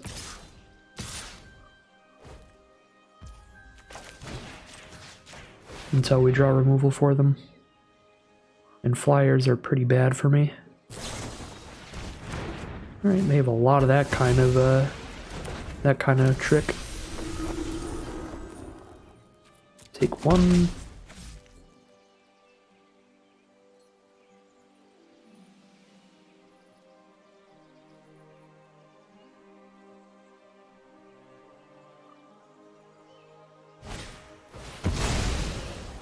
Okay. Removal spell for the 6/7. We're gonna need to lock down the Reaper every turn. But our 5/5 keeps the Glutton down. We've got a Llanowar Elves to trade into the Sedge Scorpion now. Let's see what Impulse gets us. Lookout's actually not good here because that Vengeful Reaper. We have Foul Play and Farm to Market to put on top of our library with Biblioplex Assistant. That's actually pretty good.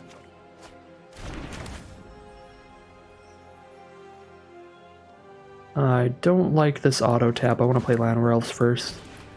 Then, there we go. That's fine. It was going to auto tap all my green mana. Let's get Farm to Market on top.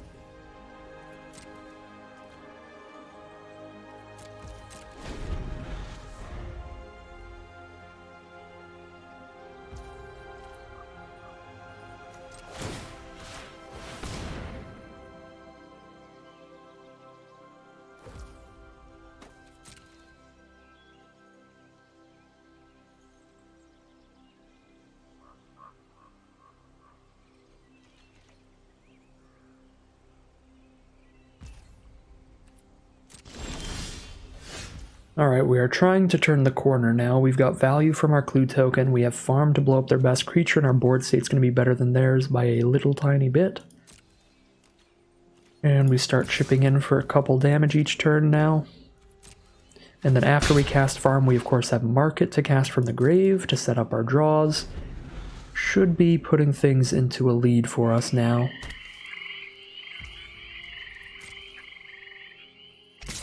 And they know exactly what I'm doing here. So if they have a trick to stop this, it's pretty much free for them, because they know exactly what to play around. Alright, they draw 2 cards. We still get Market and Grave. Yeah, this is fine. They could have just sacked Sedge Scorpion if we didn't farm that creature, and that would be pretty much equivalent, because I think Sedge Scorpion is past the point from affecting the game.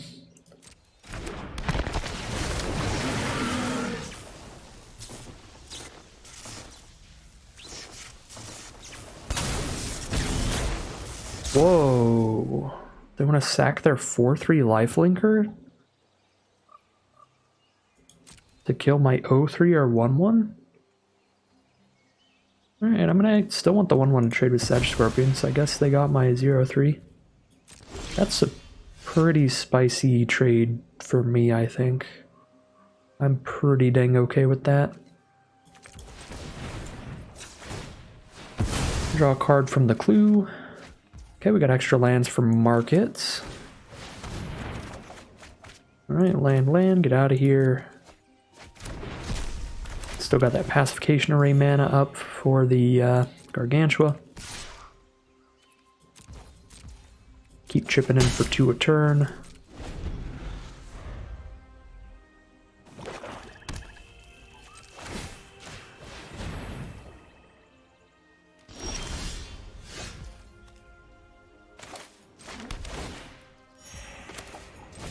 kick a Taunting Arbor Mage.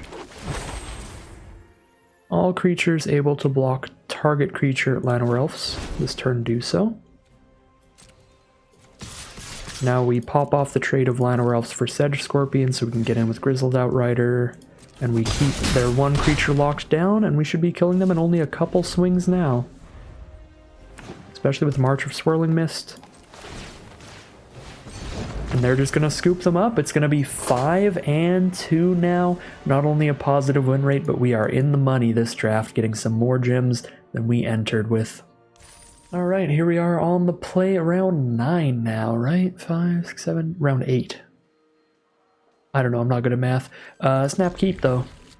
It's a Tachiova hand with an Evolving Wilds that we can hopefully keep in hand for after we play Tachiova to get that double card draw. The double trigger. And now we can, guaranteed, if they don't kill Leafkin Druid. These 4 lands are enough to cast Tachiova. Alright, Reckless Amplimancer. A little aggressive card there. Play the Devkarin Dissident here. Now we've got another huge card draw spell, Boon of the Wishgiver, to draw 4 cards later in the game.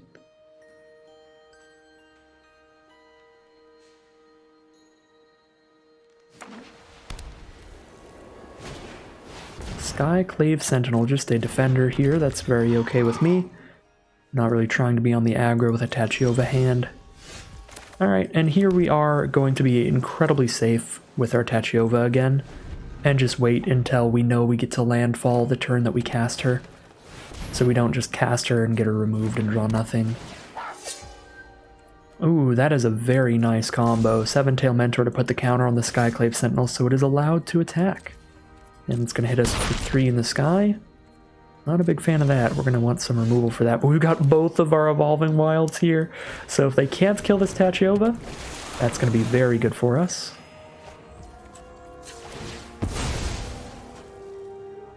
I've already got the black source, I've already got double blue. Doesn't really matter here.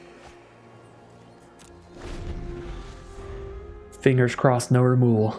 No removal for Tachiova yet, please. Feels like everybody we run up against has just infinitely more removal than us. Every time. Been my biggest flaw in these last 2 drafts. Just been really hard to pick up removal. Well, that's a trade, that's fine by me. Have a trick here? They do have a trick. Alright. So 1-for-1 trade into the trick. Not the end of the world. Far from it. As I said before, though, really need to hit removal.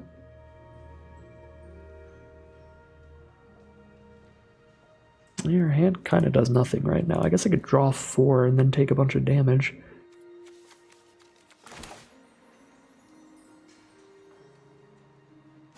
Yeah, I've got time. Let's just do this.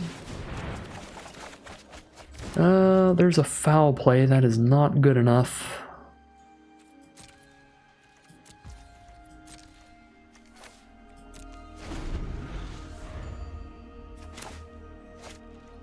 I actually don't know if we have... We have the farm to market. I think that's it. I think farm to market's our only way to kill that.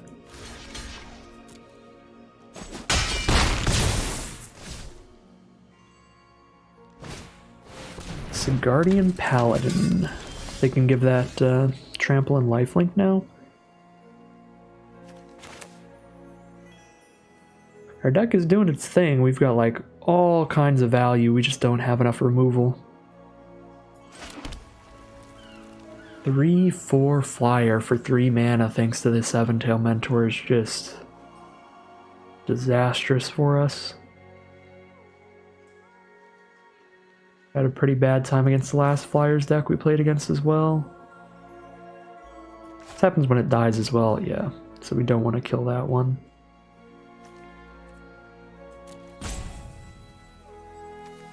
Seven mana. 2 mana for Foul Play. We've got 5 mana more to play around with. I could play a Rocks Oracle, and that's big enough to trade to Paladin at least. Probably what we're doing. Foul Play and Rocks Oracle. We'll do Oracle first, see if we draw into something else. Nope. Foul Play the Amplimancer. Now I have blockers for everything on the ground at least. We're still taking 3 a turn in the sky. But I can throw Oracle onto Sigardian Paladin and Leafkin Druid onto Seven-Tail Mentor. So yeah, take 3 in the sky. Still digging for that farm to market. Gala Greeters is another pretty scary card here. It keeps getting bigger every time they play a creature. Already a 2/2. March of Swirling Mist. Not really gonna do it for us. Could stack 2 flying blockers onto the Skyclave Sentinel, but then I died all the stuff on ground because I'm at 7 here. I need a bunch of blockers this turn.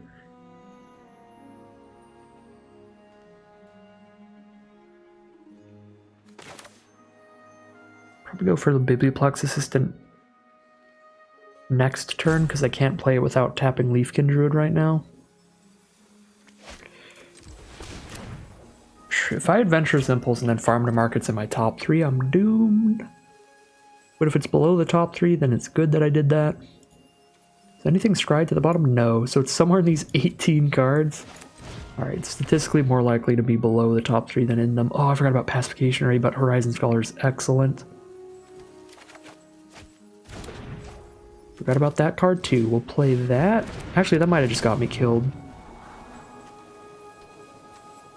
Probably not, but maybe. I have 3 blockers. It depends on what they draw.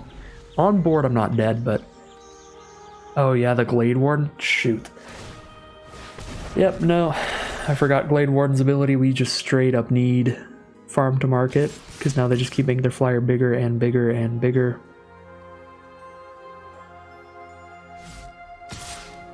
I'd be really happy if they attack with everybody here. Honestly, the worst thing for me would be them attacking with only the Sentinel.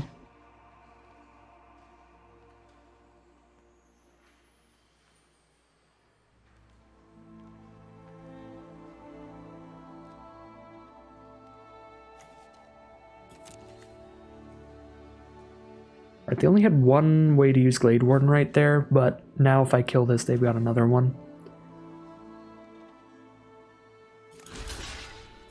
I mean, I take 0 when I kill Paladin.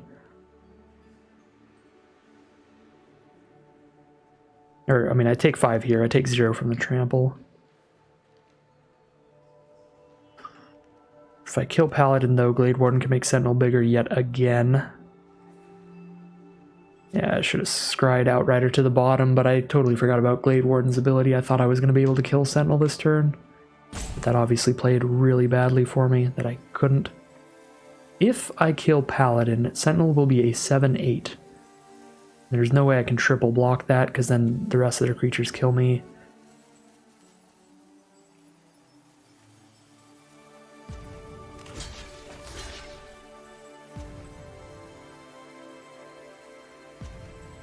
You know what? No, let's lose 0 creatures and go to 2 life.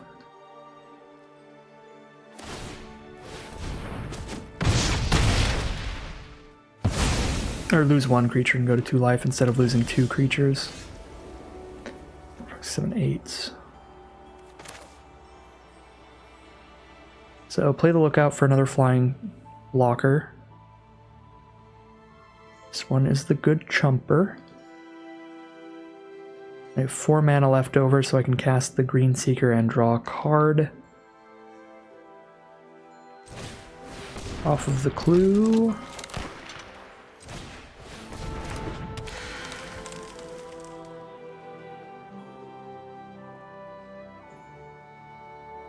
Taps for 2 now. I could play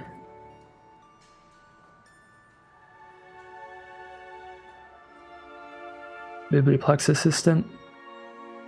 There's no good instants and sorceries right now, except for my draw 6.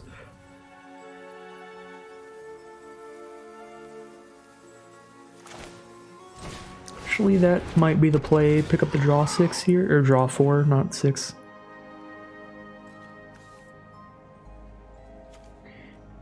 So chump block with Talus Lookout. I do want a 4/4 to block the rest.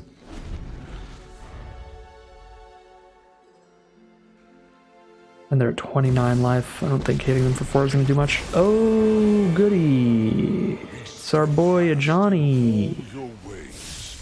Well, If Elspeth were here, not much to say there then. right now. I guess we are even more dead.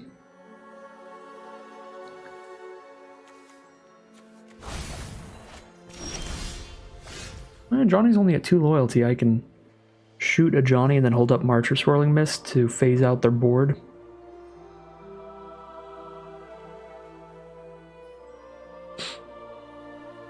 I'm at 6 life here.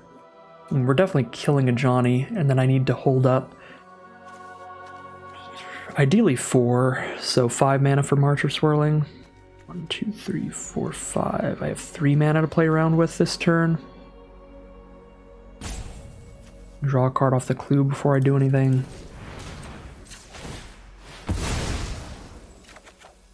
There it is, that's farm.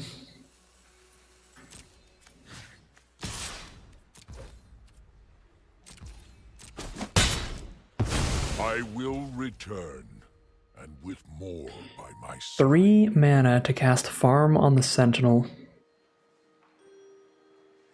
3 mana to play Tomb Robber, I guess?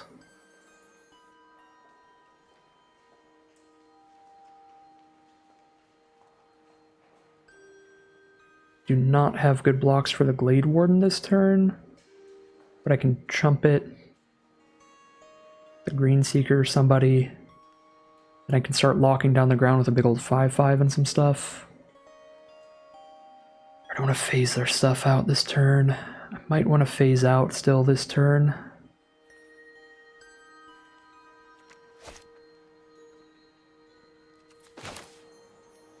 Let's see, this would be 3 mana up. I can phase out 2 cards.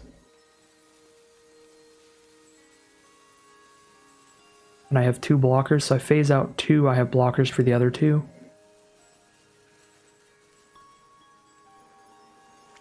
I can actually hold up Farm to Market if they don't draw into removal by holding up a Plains and Leafkin Druid.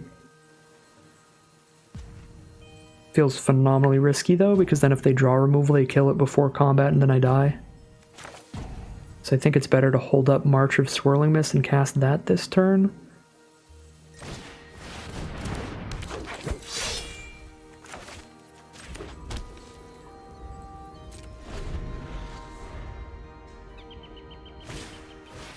Conclave Mentor. Sure. Counter on the Gala Greeters. Counters onto the Seven-Tail Mentor.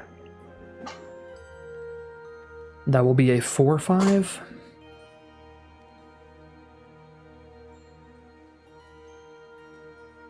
Still kill that with Grizzled Outrider. Oh, it's a 5/6? Oh, because Conclave Mentor puts another counter. Yeah, I should have phased out right then. I was thinking I'm going to wait because then I can just kill that in combat with Grizzled Outrider. But I couldn't because I forgot about the Conclave Mentor's counter, so that was wrong. Should have phased out in response to that. Loose.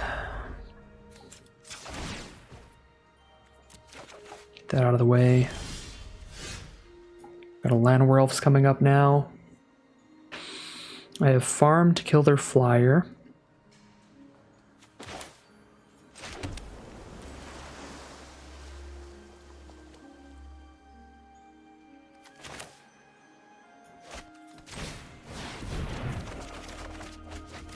There's a path to the World Tree.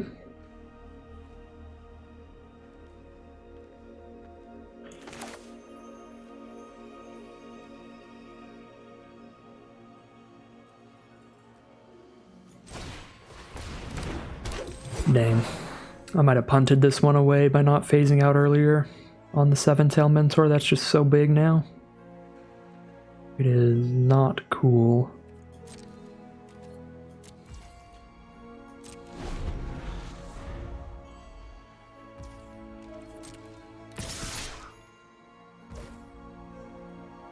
They get to kill my 5/5 here.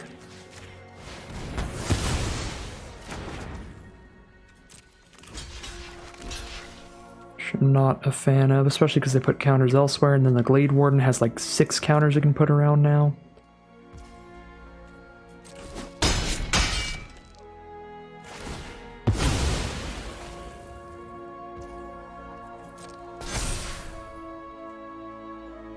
Yeah, this is stupid.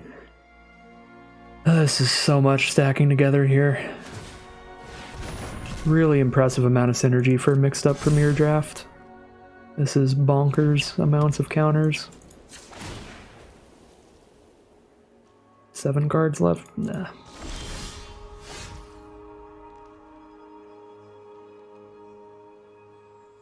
Yep, we can't win. Even if I slow them down enough to survive, I'm just going to mill out at this point. Dispersal and get rid of the Glade Warden forever, and then I have to make some chump blocks. If I can get a non-creature on top of my deck, Tomb Robber, or a non-land on top of my deck, Tomb Robber can get really big.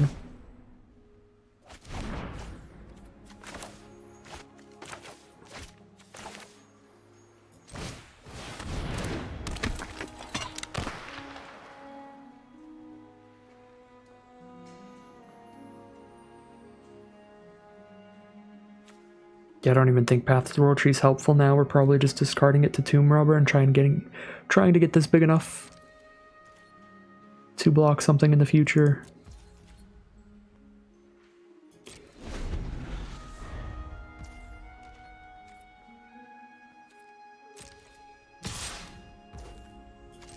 Let's see what we've got on top. Library that. Library that. Library that. I can triple block here.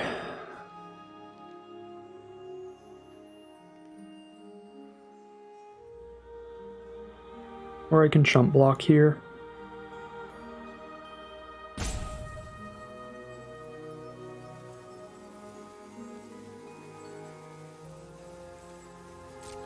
I think we're on chump block.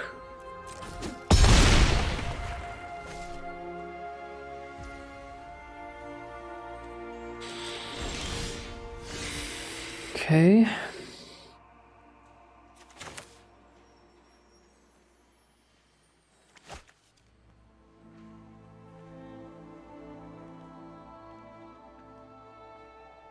Yeah, I have to draw 2 cards off Path to the World Tree.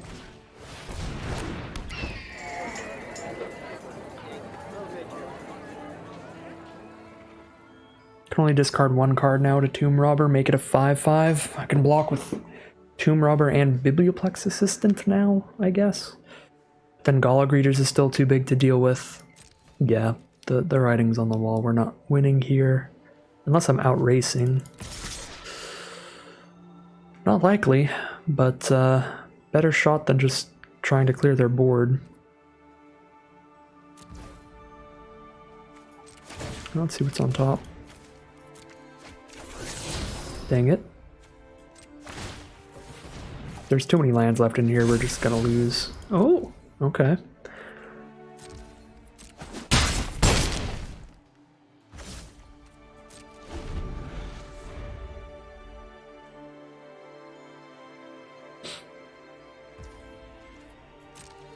Pretty sad about this one. I think we could have won this one if I played really tight. But I did not. Especially the phase out was the biggest thing. We could have played that way better and probably still had our Grizzled Outrider after that turn. Got into a really nice position from there.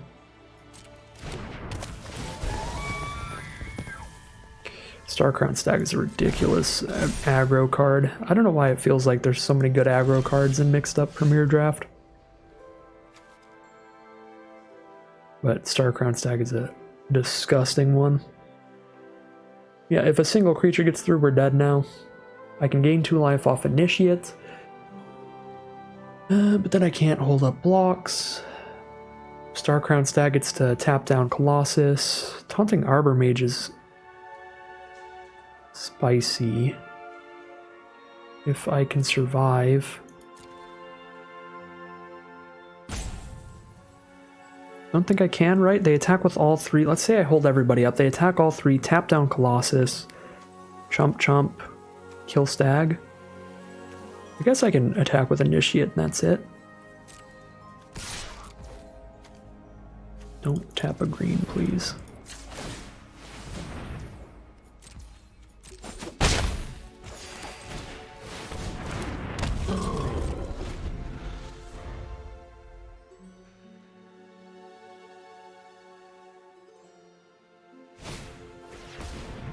That's a pretty good draw. Goodbye 6-7, and now we are going to 1 life and only able to chump. Actually, no, I can kill Conclave Mentor because it took 7 damage, so they can't attack with that here. Or it took 6 damage. Yep.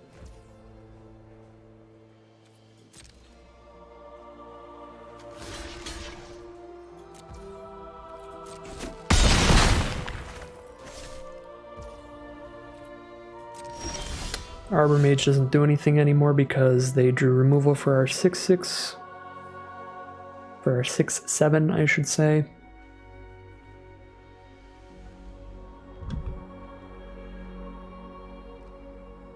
I need 4 blockers to block everybody. Alright, I'm gonna leave now. I should have just scooped a while ago at that point. Could have found some better lines there. Brutal 1. We could have had a 6-win run here for sure. But I played a little loose. There were some things I wasn't realizing. Especially once that Conclave Mentor showed up, I didn't realize the additional counter ability with the Lityara Galeed Warden. Some nasty stuff. Close final game there. Definitely a winnable one. But I did not find the right lines. Still a pretty great run this time around for a super fun deck. We got to get 5 colors of mana out quite a bit. We got to crack a path to the World Tree once. Could have cracked it that game as well, but we would have just milled ourselves if I did. So that is going to be a 5-win run today, getting more gems than we paid in. I will absolutely take it. Super fun deck.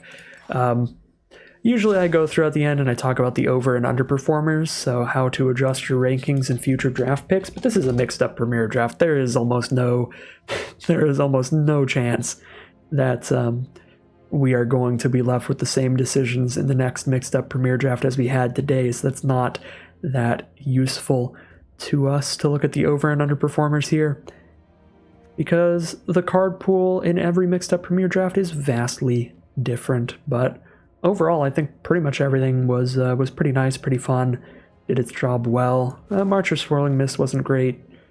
Almost always felt like delaying the inevitable. Tomb Robber was worse than I thought it would be. We popped off with it that one time in that last game, but for the most part, this was just a really inefficient card. Not great for its mana cost. But that's about it. I don't want to go into massive detail for mixed up Premier Draft here, but that is going to end today's video. I hope you all enjoyed this video as much as I enjoyed drafting today. If you did, you can leave a like, comment, and subscribe if you'd like the YouTube algorithm to send you some more of these videos in your recommended feeds. And as always, thank you very much for watching, and I'll see you again soon for some more Magic Arena.